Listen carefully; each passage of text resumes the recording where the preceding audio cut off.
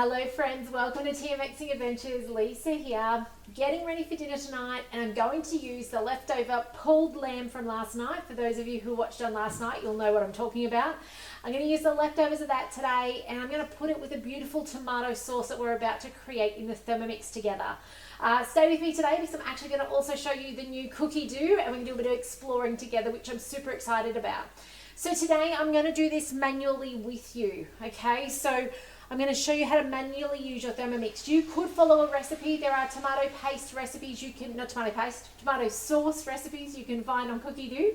But I'm going to today do this manually. So to start any sort of sauce, and those of you who have gone and bought my sauce book, which is called From Fill the Freezer from my shop over on my website, you know that nearly all of those recipes start with this base. They start with an onion and they start with garlic. Sometimes a few more other added things to start it, but they start by cooking off these key ingredients. Now I'm using the little dregs from the leftover stash that we pulled from our veggie patch. So that is actually onion.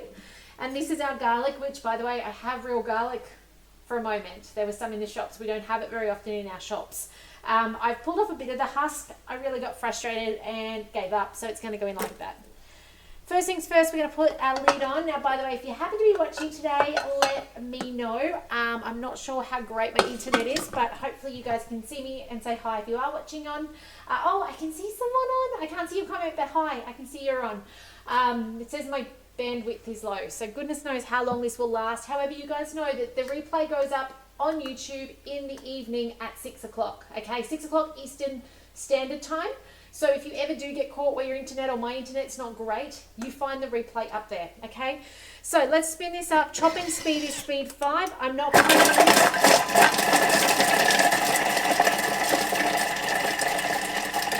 was about to say, I'm not actually putting a timer on that to chop because I was using my ears to chop. Okay, I was listening to it and going, when does that sound like it's done enough? Looks pretty done to me. Happy with that.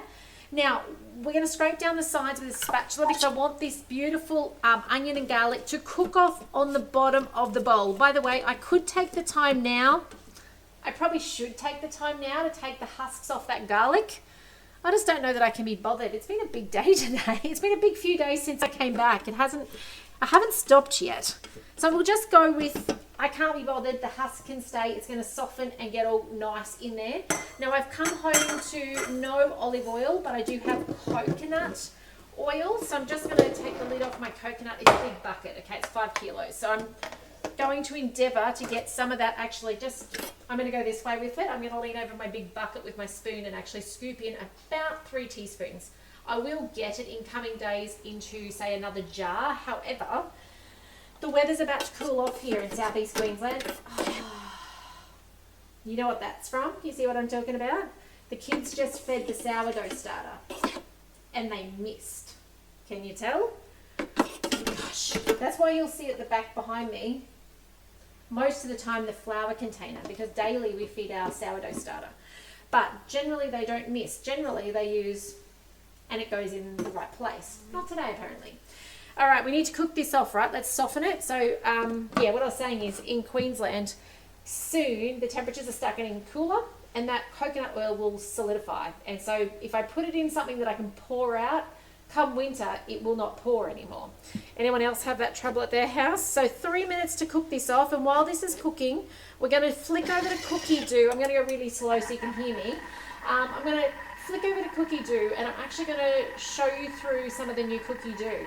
By the way, when I was away, while I changed this view, we got to see the TM7 in action. Not get hands-on with it, excuse me while I jump over to there. Yeah, we didn't get to see it, we didn't get to touch it, but we saw it. There was a portion of time, a couple of hours, where it actually was going on stage under the big black cloth, and we had no idea. Under speed 2 is pretty much, you have to get really close to actually hear it going. The new TM7, which is super cool. Anyway, we're up here now on our beautiful Cookidoo, and I'm just gonna log in. Let me bring this to a large screen. It says try it for free. I don't need that. I need to log into it. I've actually not done it on this computer since today when it started. Oh, I'm glad it found me. So here we go. This is now our front screen where we land on. On the mobile phone, it looks a little different, but very similar. I do like this. This a lot reminds me of the chopping modes on our TM6. So if you go into your mode screen and you swipe sideways, you'll notice similar color, similar font, similar style layout, which I really quite like that they've streamlined that. One other thing, when you see the TM7, you'll realize the fonts, the colors, the style match the new Cookidoo, which I thought, oh, there we go, here it comes. That was my thoughts. As you scroll down, you can see there's some favorites there. They're trying to pick ones that trend with you, okay? So it's quite clever, the algorithm, I guess you could say, in it, that's trying to find things that match what you like. So you can see there, we cook with a lot of chicken in this house. You can see they've noticed that. You can see there's lots of encouragement there to check out there's a new women's book on collection on Cookidoo. You can see there's lots of information down here and even like a get to know your Cookidoo. So check that out tonight when you are chilling out. Something to know though is it still actually works fundamentally the same. So don't stress about it looking different. I like the new look and a lot of you are saying wow. Don't stress if it's kind of like, oh, I don't like change, okay? Normal reaction. So when I go to search Cookidoo and I just push search with nothing in the search bar, I get what I would normally get. It's a different look, but it's still there. I'm searching initially by my recipes. Very importantly, check your countries that you want to search for are up there, okay? If not, set them. Go up to your profile, your account, here, view profile, and fix that.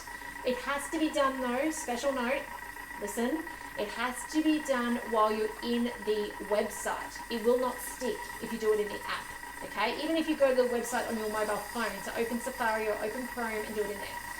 So I can search for, like normal, recipes that have certain ingredients, hashtags, titles, right here, okay? You can see what I've been doing. You can see what's been happening in my home. Just like I've shown you before, though, we can go to collections. So this is, it's exactly the same. It's just looking different. So I always go to collections when I'm looking for new recipes to share with you.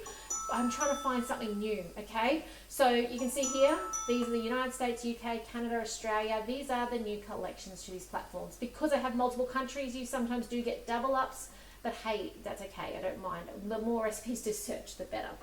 All right, so that is, and of course, just remember, I'd like to point out, when you're in the website, remember to check out articles. Okay, you'll see again double ups, right? Because Australia will have their own. But this is well worth it when you're looking at things like pastries and perfecting pastries and using your aroma and stuff like that. There's heaps of, unutilized stuff in there. So remember that's there as well. So back to me. Where do I change that back so you guys can see me? Daily recording. Okay, we've cooked this off. It's nice and soft. So I hope you're enjoying that. I hope that gives you a little bit of a insight into the fact that it's still the same backbones. It's just got a prettier front cover, okay? On the TM7, you can actually set your home screen, so you can tell it what you'd like it to put on there. Like at the moment, our home screen is set to, oh, it actually doesn't match yet. How cool was that? I'm guessing they're going to roll that out soon. I was going to say, but it's set to kind of be that front cover of Cookidoo all the time. On the TM7, you get to choose whether you want it to be your actual driving screens, or whether you want it on your modes, or if you want it on the Cookidoo, you can actually say, when I turn it on, I want it to land here. All right, we have this beautiful smelling onion and garlic there now. So now what we're going to do is we are going to add in, now I have fresh cherry tomatoes. When I was away, the boys and my husband renovated the gardens. They had the summer crops in it that are dying off. And finishing, and the gardens needed topping up. So I said, hey, can you get out there? You've got the week off. Can you do that? So they did. In doing so, they brought in a lot of produce that was ready or just about ready to be picked, including cherry tomatoes. So I'm going to actually not use a tin of tomato today to make this beautiful tomato sauce for my leftover lamb to go in. I'm actually going to just use the cherry tomatoes. If I had large tomatoes, I would have quartered them, but being cherries, they'll be fine. I am going to give them a dice in a moment. Don't stress. I can hear some of you going, you haven't chopped them. It's coming. It's coming. It's okay. I don't bother de-seeding them. The seeds don't bother us here. By the way, if you can't have tomato because it gives you a bellyache, I can relate, but there's a couple of things you can do to make that a little better. One is Roma tomatoes. Roma tomatoes have a less acid content in them, so they won't upset your tummy.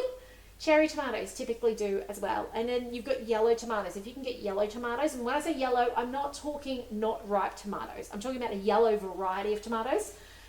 they also have the lesser acid content typically in them as well.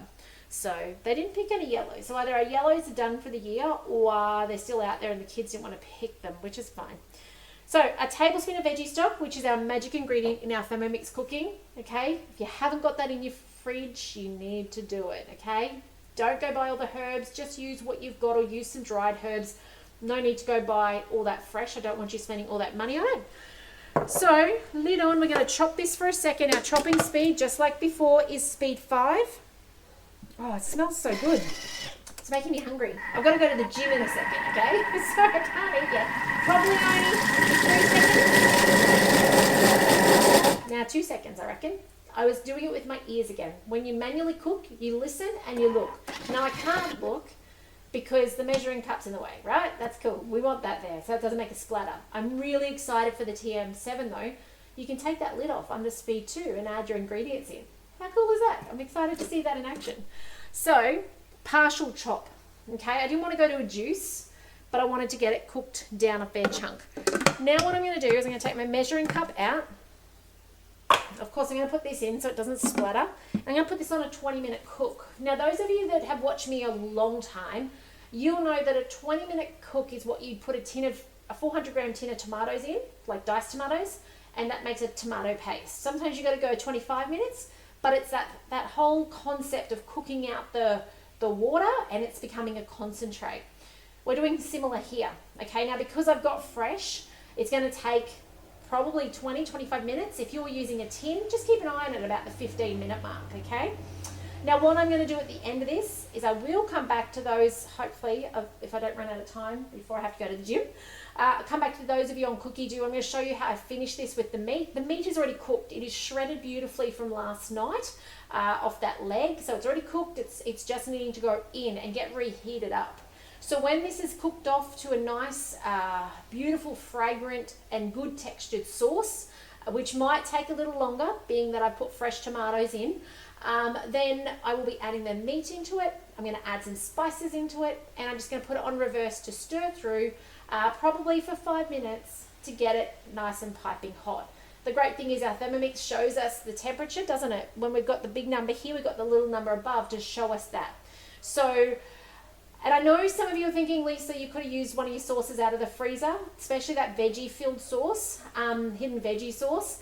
My kids have used them already.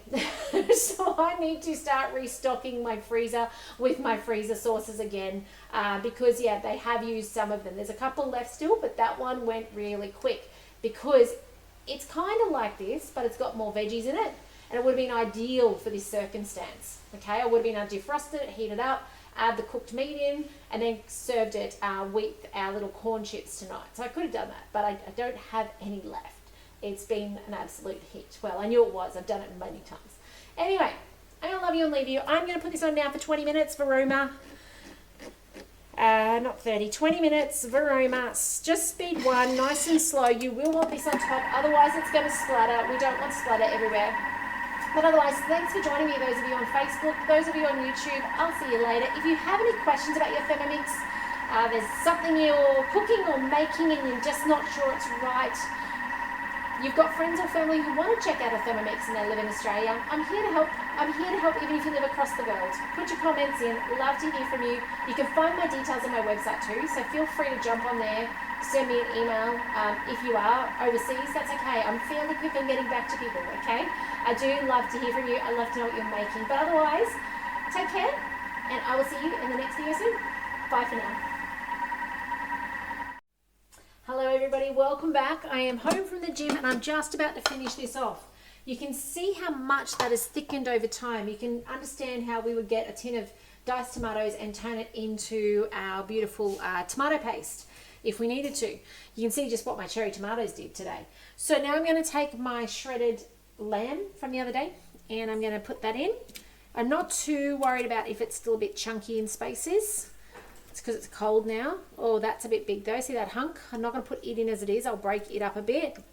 And then we're going to put this back up to heat up because if you look at the little screen there, you'll see it's only 45 degrees. It's cooled down because I've been gone the hour and a bit and it needs to come back up to temperature. So I'm just Just breaking this chunk up to put back in. Now we're going to put it on reverse. We do not want to chop this beautiful meat up any further. We kind of want it just to all to heat up together. And it can pull a little bit, but not chop it really up.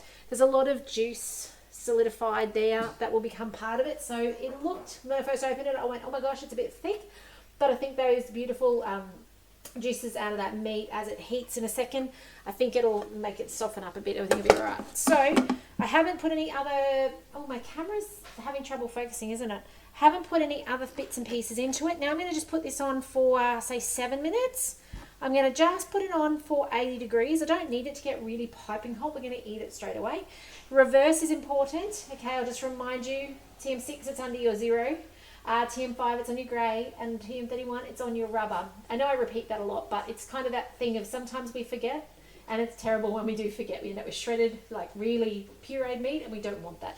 Then we're just going to put it on a slow stir. I might put on speed. I've just put on half speed so that it can tumble around in there and get nice and hot. I will keep an eye on that 45. If it doesn't get up to 80 in the 7 minutes, I will come back and just change that. But yeah, I'll add my spices to it, but I want to flavour it so we can go down nachos tonight. But that's how easy it is to use leftovers with a beautiful homemade sauce that you've just created to recreate it into something amazing. But I hope you've enjoyed these. Remember to share these videos. Take care, and I'll see you in tomorrow's videos. Take care, we'll see you then. Bye guys.